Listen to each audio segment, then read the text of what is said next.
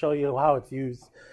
All right, so let's chat about area under the curve. We'll do the easiest example known to humankind. You guys ready? If, let's say you're in a train, and the train is traveling at 45 miles per hour. So here's 45. And this train is it constant 45 miles per hour. And let's say I travel for 3 hours. No, let's make it even simpler. 2 hours. Why is it yellow? That's the only color I had, miss. So if you're in a train and you go and the train's going 45 miles per hour, how many miles have you traveled in 2 hours? 90. How did you do that so fast? 45 miles per hour times hours is going to give you miles, right? Well, I want you to observe area under this curve. 45 miles per hour. If I call this time in hours, this area is 90. And it would be miles because miles per hour times hours is just miles. Do you guys see that? So the question that I asked, here's the question that I asked. What if this was a variable speed, mph and hours? What if the train was going, would area under this curve still tell you the distance that this train traveled? Yes. And this is why we are going to be using calculus, because we use calculus to model the equation. And once we model the equation, we can find the area under the curve. Does that make sense? And that's actually, you're going to see a really cool problem that is done in the medical field. All right, so here we go. Using that logic that we just learned just right now. So now you know that area under the curve, if it's a velocity time graph, it's just distance traveled. You can also say the word displacement. All right, so here we go. A particle starts at x equals 5 and moves along the x-axis with velocity v of t equals t squared for t greater than 0. Using n equals 6, so this means 6 rectangles, or 6 subintervals of equal width, approximate the total distance traveled between 0 and 3. Use LRAM, MRAM, RRAM. Once you find the distance traveled, what is this particle at t equals 3? Okay, let me tell you what this stands for. LRAM stands for left rectangular approximation method. So I'll write it down. Left rectangular approximation method. Take a guess. What do you think MRAM stands for? Middle or mid. Middle, and I'm just going to put this in quotes because it's the same thing. What do you think RRAM stands for? Right. And it's the same thing. Middle rectangular approximation method, right rectangular approximation method. Is anyone lost? Okay. Okay. Well, you came in a little late, but that's fine. All right. Here we go. I am going to exaggerate this curve. This is a velocity curve. So I'm going to have a velocity time graph. The question that they're asking is, what is the distance that I traveled between 0 and 3? So here I am. I'm going to exaggerate it. Let me see. How do I write it? Right here like this. So I'm making it big, and I'm going to exaggerate that parabola. Oh, if you have colored pencils, it is a good place to have colored pencils.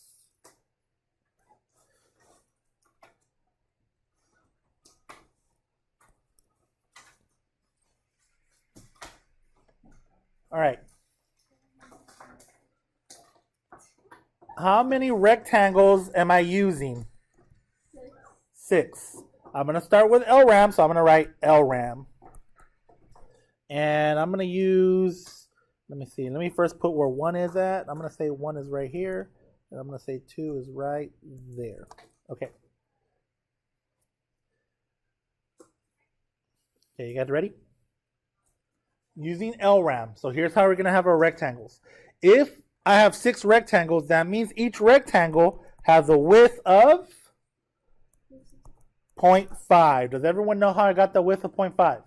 Okay. You see this distance right here? That's 3. So if I'm going to do this, here's how you find your delta x of each rectangle. Your delta x is equal to your change. Oh, I guess well, that's all right. 3 minus 0 over 6 rectangles. This is 3, that's 0, and I have 6 rectangles in there. So notice that is a half. So each rectangle is going to be 0.5 thick. Does that make sense? Okay, so I'm going to put a little doot, doot, So I know that I'm going to have 1, 2, 3, 4, 5, 6. There it is. All right.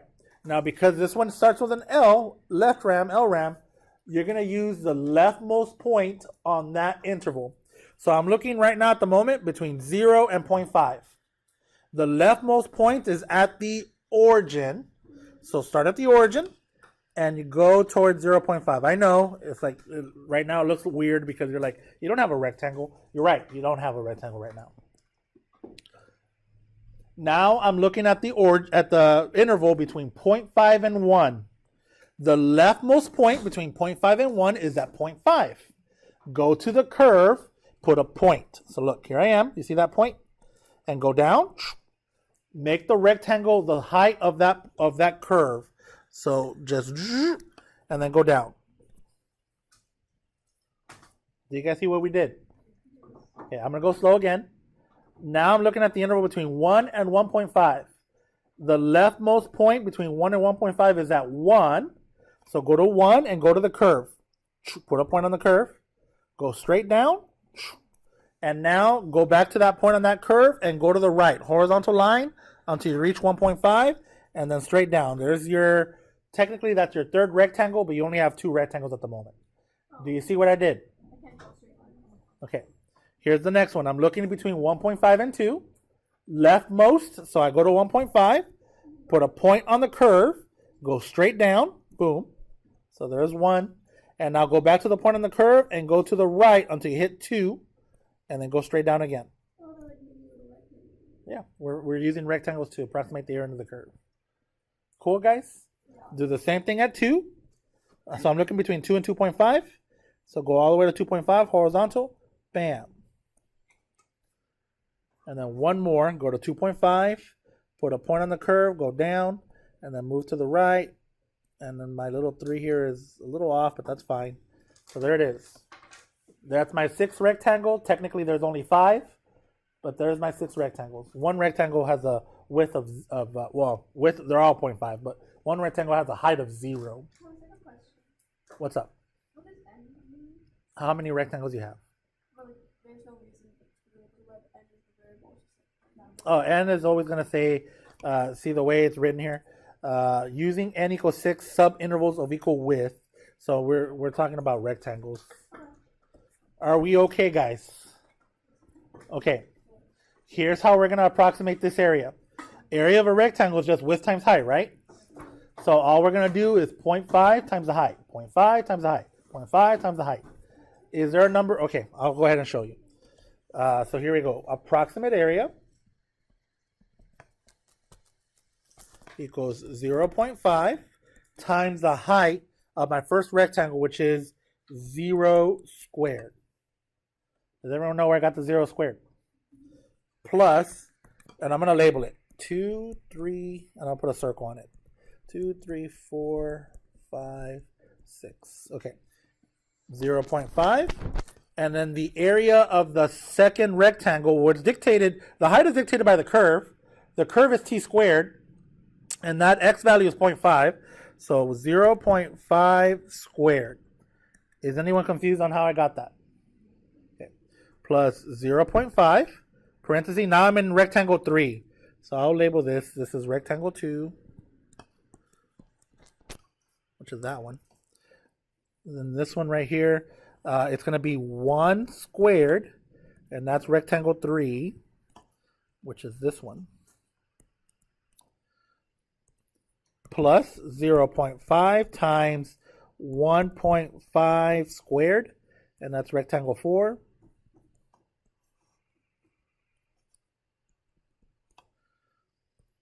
plus, am I going to be able to fit it? Yeah, 0.5 times 2 squared, that's rectangle 5,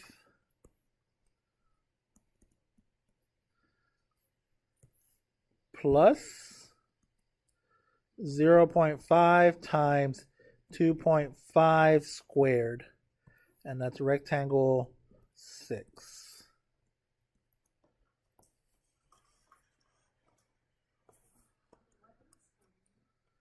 Because the height of the rectangle is t squared.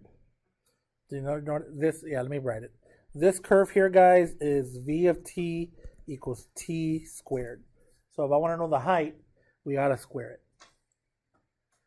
Does that make sense, guys? Okay. I see that every single one of them has a 0.5 on it. Do you guys see that? So I think it's easier to do this. 0.5, one giant parenthesis, 0 squared plus 0.5 squared plus 1 squared plus 1.5 squared plus 2 squared plus 2.5 squared. Close it. Take your calculator and do that and tell me what you get.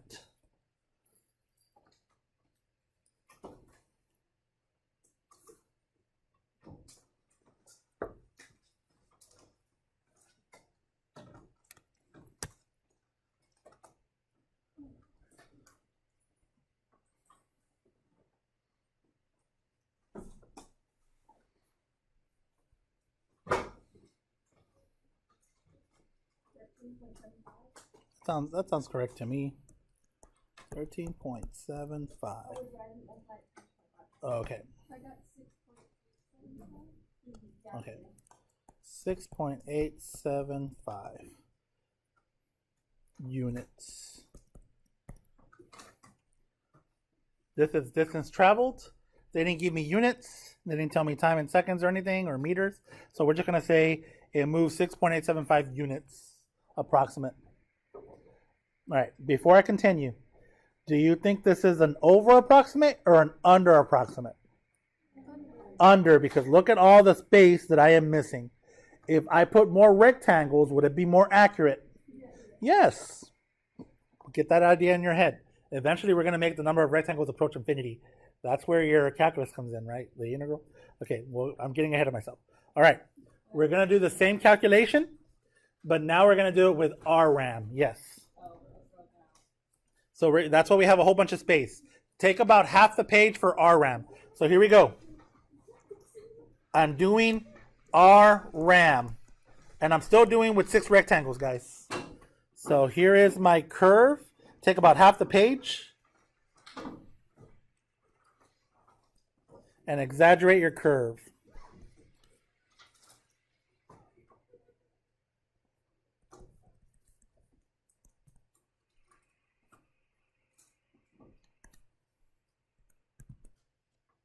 Okay, and then bam, bam, bam.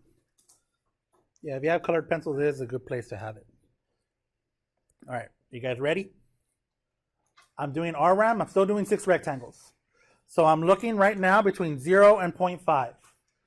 Because this is RRAM, I'm looking at the rightmost point.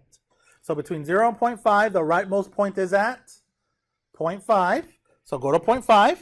Put a point, go straight down, and now go to the left.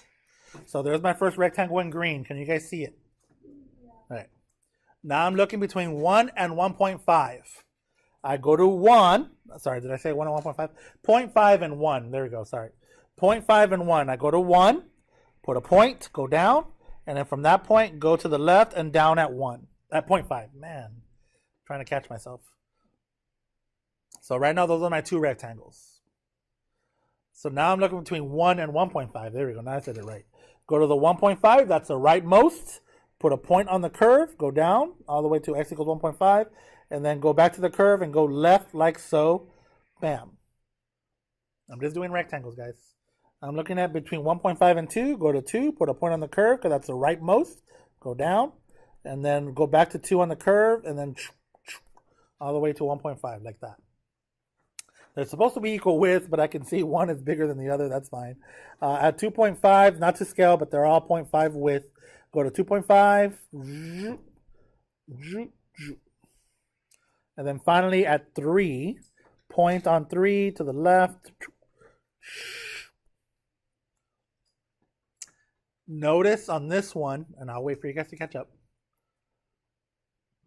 Notice on this one, each rectangle is above the curve. So is this one going to give me an over approximate or an under approximate? An over. Let's start finding out the approximate area. I'm going to put approximate area. equals. All right, let's just do width times height. 0.5 times, let me label it. 1, 2, 3, 4, 5, 6. Those are my 6 rectangles. 0.5, I'm looking at rectangle number 1. The height is dictated by what x value squared? 0.5. That's for rectangle number 1. Plus, for rectangle number 2, 0.5 times 1 squared. That's for rectangle number 2. Plus 0.5 times 1.5 squared. I don't want my notes to look super ugly, so I'm going to stop drawing those arrows.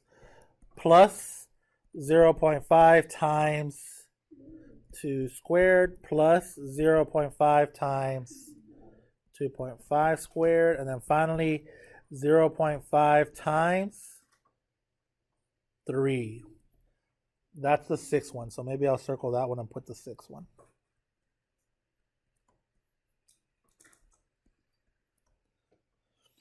Sorry that I have to draw a little towards the end. Yay or nay? Okay, I see that all of them have a 0.5. Can I factor that out? So here it is, 0.5, big factor, and then I'm just going to go 0.5 squared plus 1 squared plus 1.5 squared. Maybe this doesn't need a parenthesis. Plus 2 squared plus 2.5 squared plus 3 squared. Close. Do that one.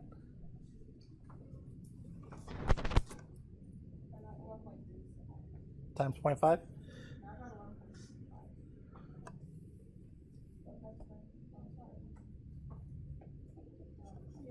What'd you guys get? Yeah, that sounds right. 11.375? Yeah. Perfect. How do we feel? All right, now we're going to do the exciting MRAM. So hopefully you saved half the page. I kind of saved it. All right, here we go. I'll do it right here.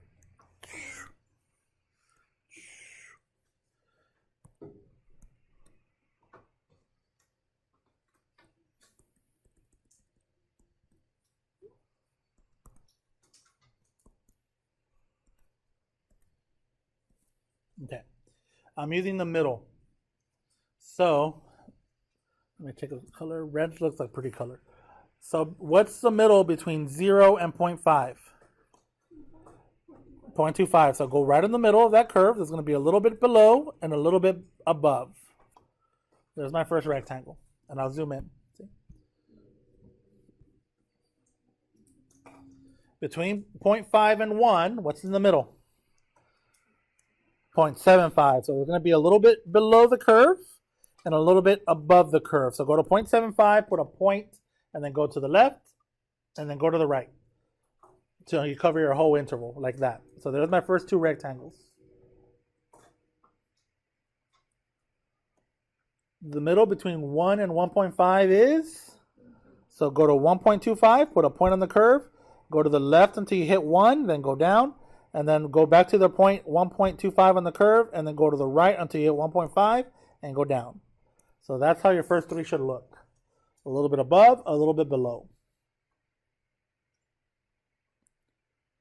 Middle between 1.5 and 2. Go to 1.75, go to the left, go to the right. Middle between 2 and 2.5. 2.25, go to the left, go to the right. And then finally, middle between 2.5 and 3. 2.25. No, 2.75.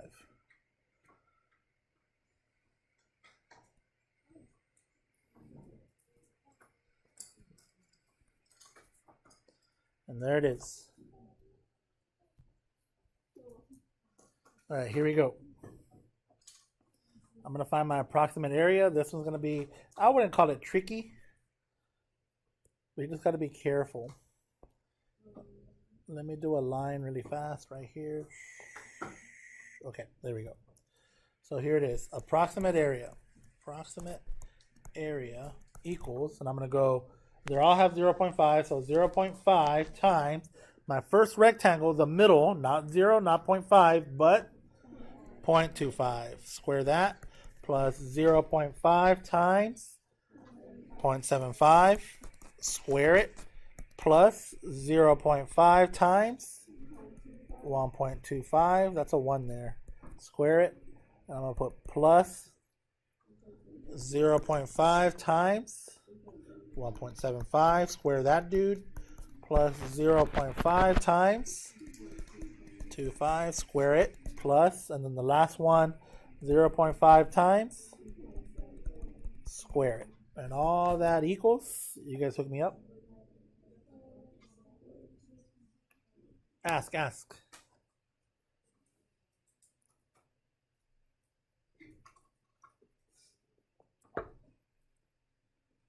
One of these days, we'll all make a Starbucks run.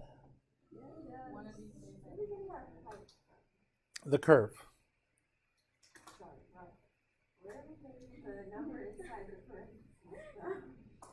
From the middle between 0 and 0.5. 0.5, the middle is 0.25, so 0.25. So the next one, the middle between 0.5 and 1 is 0.75, so 0.75. You know what I mean? Once you get the first one, you can just remember that your delta x is 0.5. So just add 50 cents, 25, 75, 75, 125, 125, 175, 175, 225, 225, 275. And you stop there because that's the last one, right? Okay. You know what I mean?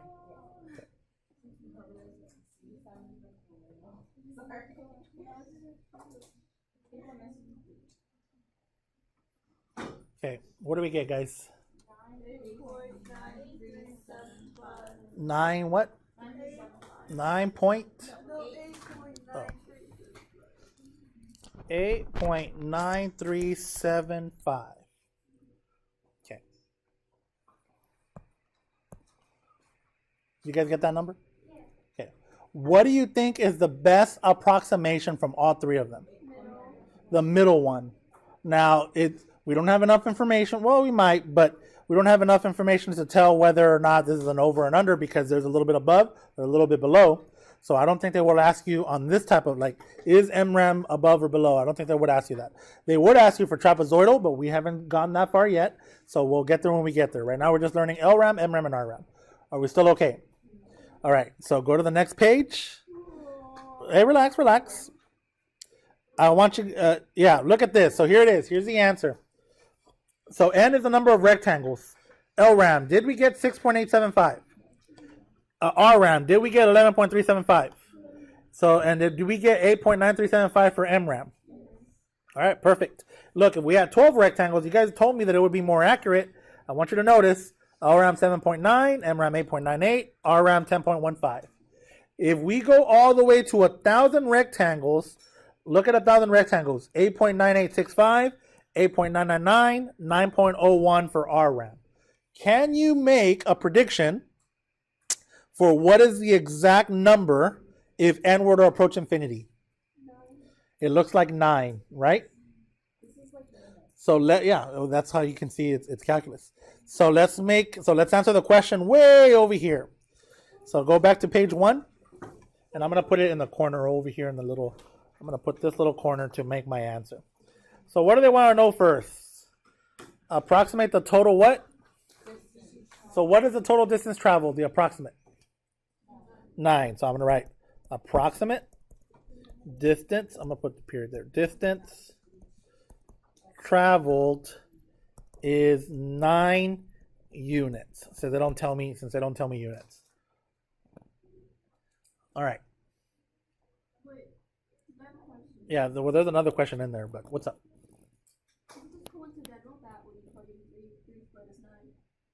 Yeah, it's coincidental. Okay, I was like, is that just how you find it? No, that is not how you find it. Maybe next time I'll adjust my notes. Okay, here we go. We haven't answered both questions, so don't go to the next page yet. There's one more question. Look what it says in the very last sentence. What does it say? Well, what was my initial position? 5. Do you guys see that? It says the particle starts at x equals 5. So here's what you do. Here's how you say that. This is traveling in the x direction. So in calculus, and this also applies to physics, here's how you say it. you write x and then x of t. So I'm going to write x of 0 equals 5. So what does that mean? My position in the x direction at time equals 0 is 5. So my position at when t equals 3 seconds is now, I was at 5. How many units did you go to the right? 4. I didn't go 4 units to the right. I went 9 units to the right. So where am I at now? 14. Do you see how we did it, guys? No? Okay. Do you guys agree that this particle moved 9 units to the right? So if you start at unit 5 or mile marker 5 and you move 9 miles to the right, you're going to be at mile marker 14. That's how maps work. Correct. Yes. All right. Real quick, guys, to give you a lesson on real life, because you guys are about to become drivers, and I don't know if you've noticed this or not. When you're driving on the highway, this might save you maybe one day when you make a phone call if you have a flat tire. When you're driving on the highway, do you guys notice, especially when you get to the boonies, in the city, you have help all over the place because they're all over the place. When you're driving an I-10, do you notice little numbers, markers that have numbers on them? That's called the mile marker. It says 10, and it says 11, and it says 12. If you're in the city, it'll just say exit 23, exit 24, exit 25, with the exit name. But if you're in the boonies, if you're going on I-10, you'll see a little, it's called a mile marker 11, mile marker 12, it's on the right-hand side. If you get a flat, and you have to pull over, and you call a tow truck or whoever you call, when you call your tow truck, you say, I'm in I-10 in between mile marker 11 and mile marker 12. And then that way the tow truck guy or girl, whoever is driving, will drive down the highway and look for the mile marker. Oh, here's mile marker 11, so I better start looking for her or whoever you're with. So now you know. So those are called mile markers. It's the same thing like this. It's like position. So I'm at position 0, I'm at mile marker 5. Where am I at position time equals 3? Mile marker 14, because I went 9 miles to the right of mile marker 5. Does that make sense, guys? Yeah. Okay. So now you know about mile markers. I don't know if they teach you that in driver's ed. Do they tell you about that in driver's ed or no? You're teaching Okay. driver's ed? No.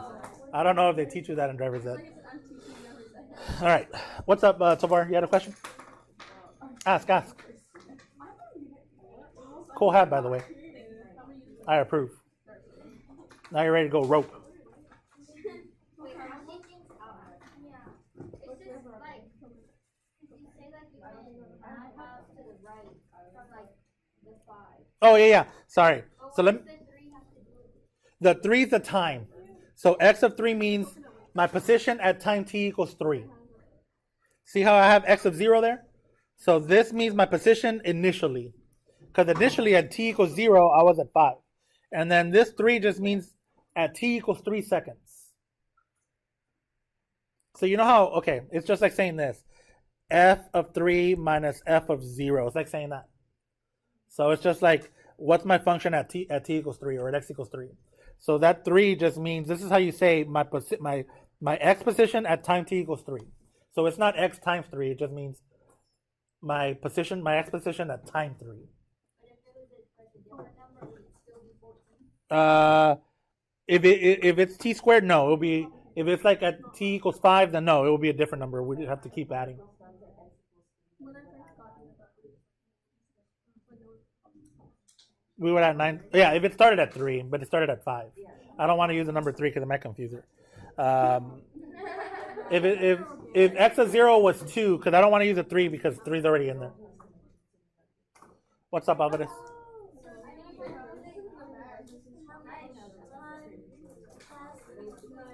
No, they already told me. I want to know how much distance I travel between 0 and 3. No. It's a distance traveled in 3 seconds. Well, between 0 and 3. Yeah. Or 3 whatever hours or whatever it may be. Did I answer your question or no? No? Okay. No. I want to answer your question. Well, what was your, like, you don't like the 3? It's just like it doesn't make sense. Like, how does the 3 affect it? Like, if it was x of like 7, why would Okay. it not still be 14? Okay, let me answer that. If it were x of 7, that means what is my position at time t equals 7? And I would have to keep going until I hit t equals 7 down here to see how much area I have between 0 and 7. Because all this means is, you see all these areas that I found? All I did was found how much I traveled, the distance traveled, the approximate distance traveled. So if you have x of 7, that means I want to know my position when time is 7. And area that we would have found, that's what we would have added to the original position, yeah. Do you know what I mean? Okay. Yeah, keep asking, miss. Keep asking. Don't ever stop. Don't stop, never stop, never stopping. Okay. All right. All right, here we go. Example 2. All right, guys, focus, focus, focus. If f is positive, continuous increasing, so it doesn't tell me anything about concavity. If f is positive, I'm going to example 2. If f is positive, continuous and increasing function on a to b, then LRAM gives an area estimate that is less than the true area under the curve. Justify your answer. Okay, let's do a little picture. I'm going to do positive, continuous, increasing, but I'm going to do one concave up and I'm going to do one concave down. So here's a positive, continuous, increasing. And then let me do another one. Positive, continuous, increasing, but concave down. Do we have a turkey? Yeah. Sorry. Who was that? All I heard was. You know what she said the other day? She said that when you got here, they got Is that true?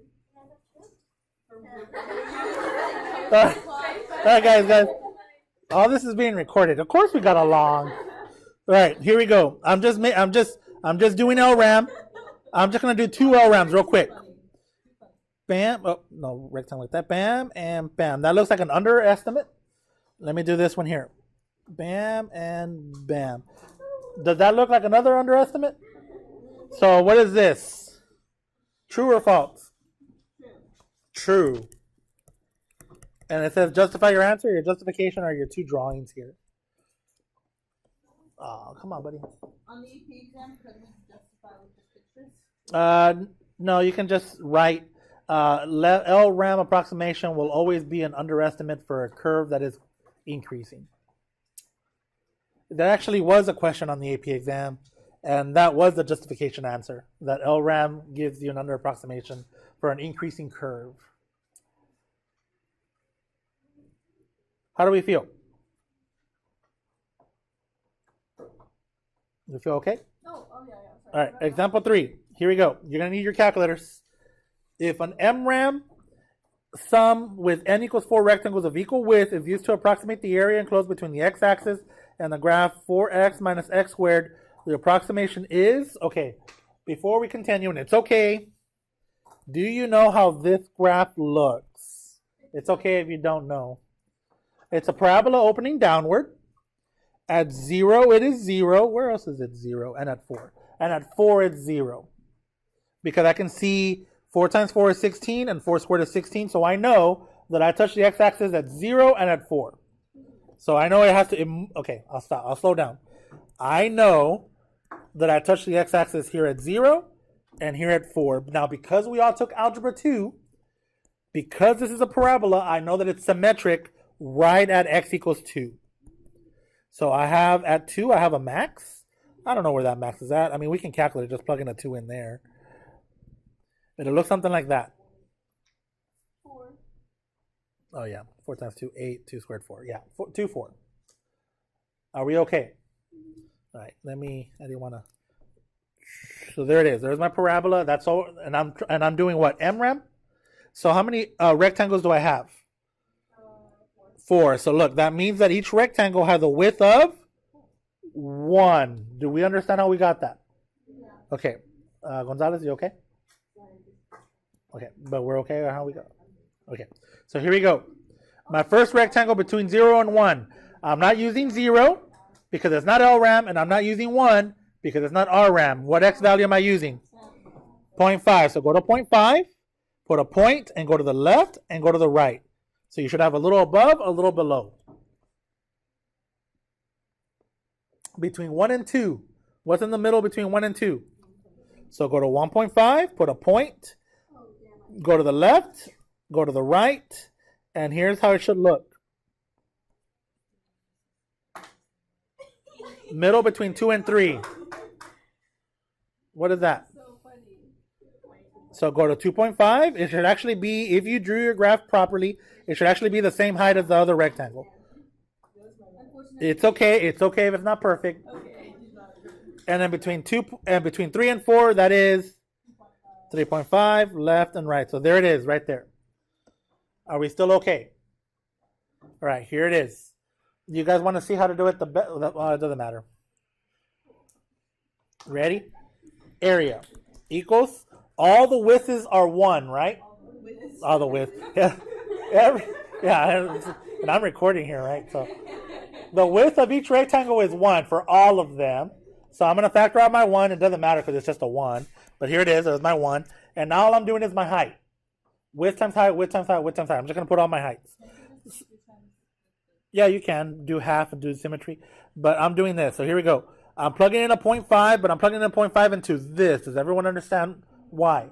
Because that's the height of my rectangle. So I'm going to write 4 times 0.5 minus 0.5 squared. I'll show you how to do it in the calculator really fast. Plus, this is one rectangle, so I'll color code it so you guys can see that height there. Plus, and let me color code this one. The next one is going to be at 1.5, right? So you're going to go 4 times 1.5 minus 1.5, close it, squared. That's the second height. Are we still okay? Plus, here's my third height. Let me put the parentheses on it. Let's see, the third height. 4 times 2.5, close it, minus parenthesis, 2.5, close it, squared. And then close that parenthesis.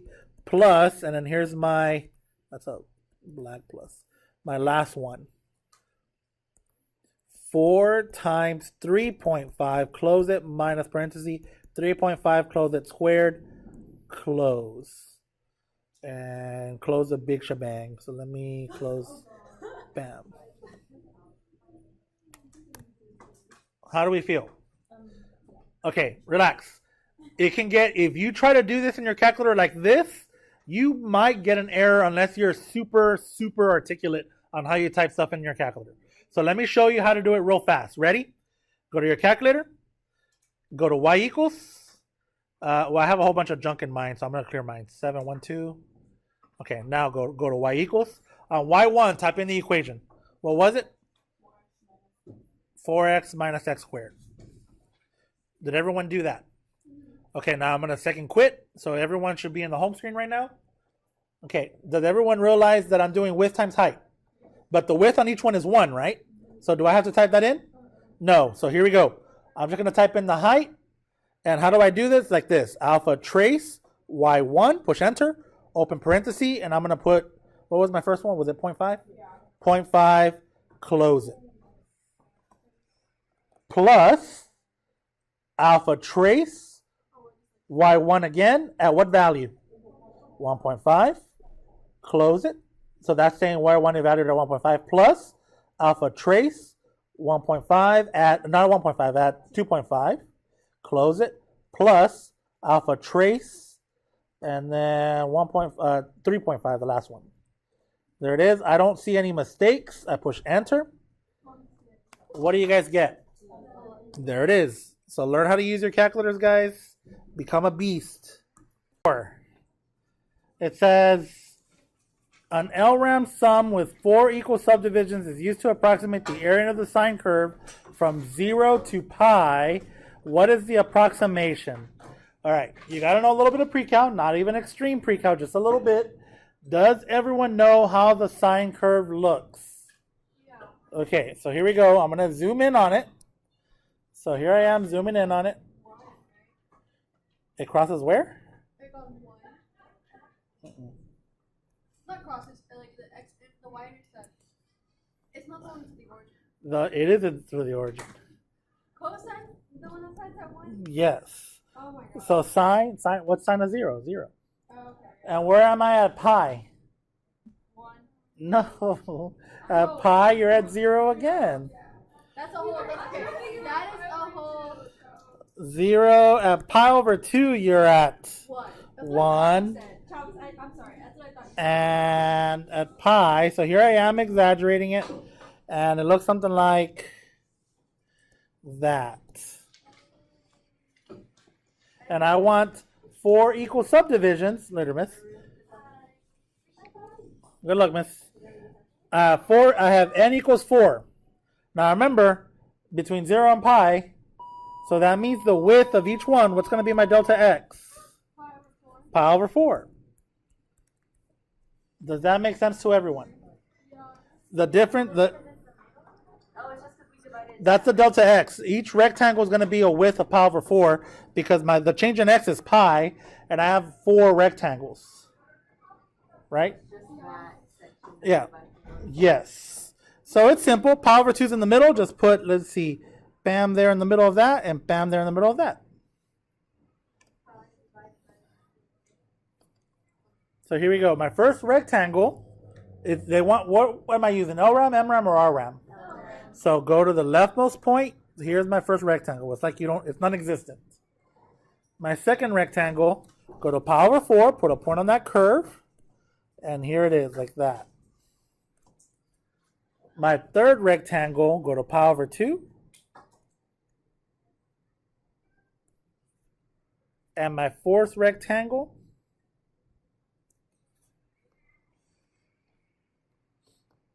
how do we feel? Okay, because the width is pi over 4, that is what I can factor out. So I'm going to factor out a pi over 4, giant parenthesis, width times height, width times height, width times height. The height of the first rectangle is 0, plus, what is the height of my second rectangle? Pi over, no, not pi over 4.